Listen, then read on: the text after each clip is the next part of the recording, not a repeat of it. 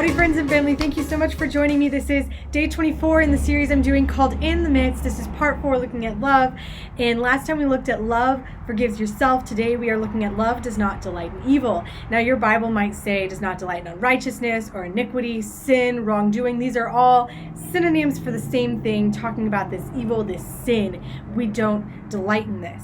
And you might be thinking to yourself, well, no one really delights in evil. Society usually looks at people who are doing things that are considered evil and says that's wrong. That's why we call those actions evil. So I want to take a look a little at what makes Christians different, what makes our dislike for evil different than a non-believer. So if love does not delight in evil or sin, we need to know what the opposite of that is. How do we defeat evil?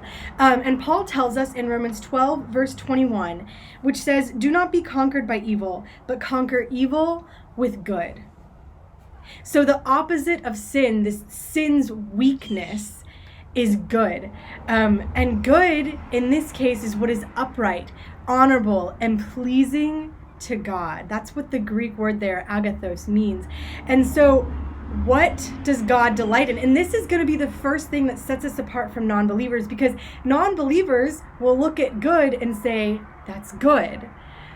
But for us, what we say is good is a little bit different, because for us, good is what is pleasing, what is honorable to God, what is upright. And so if we look in Jeremiah 9:24, we learn what God is pleased with. In Jeremiah 9:24, we see, "But the one who boasts should boast in this, that he understands and knows me, that I am the Lord, showing faithful love, justice, and righteousness on earth. For I delight in these things. This is the Lord's declaration." So the Lord delights in love, in righteousness, in justice. This is what is pleasing to him. So we know that we aren't supposed to desire evil, and we overcome evil with good. And we know that our thought process in this is different than a non-believer, because for us, good is what is pleasing to God. And what is pleasing to God is this love, justice, and righteousness. And so there's one other thing that sets us apart from unbelievers, and we see this in Luke 6, verses 27 through 28, which says, "But I say to you who listen, love your enemies, do what is good to those who hate you, bless those who curse you, pray for those who mistreat you."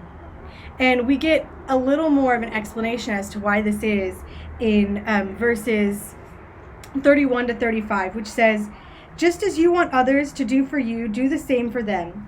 If you love those who love you, what credit is that to you? Even sinners love those who love them. If you do what is good to those who are good to you, what credit is that to you? Even sinners do that. And if you lend to those from whom you expect to receive, what credit is that to you? Even sinners lend to sinners to be repaid in full. But love your enemies, do what is good, and lend, expecting nothing in return. Then your reward will be great, and you will be children of the Most High, for he is gracious to the ungrateful. Be merciful just as your Father also is merciful." And so this drastically sets us apart, because we are not only to love people who love us, but we are to love our enemies. And this is what God desires. But this is not really an easy thing to do. It is hard to love those who don't love us. And so we need God to do this. We are weak, but he is strong. And on our own, we wouldn't choose to do this. But with God, we have strength. We see in Isaiah 40, verse 29, "He gives strength to the faint and strengthens the powerless." And then in 2 Timothy 1, verse 7, we see, "For God has not given us a spirit of fear, but one of power, love, and sound judgment." We are not to delight in evil, and we are to do good, even to our enemies, even to the people who don't love us in return. And to do this, to love like this, we need God as our strength. We need him to fill us with his strength. So cling to God so that you may do good to all. For we are told in Mark 10:12, 27. With man it is impossible, but not with God, because all things are possible with God.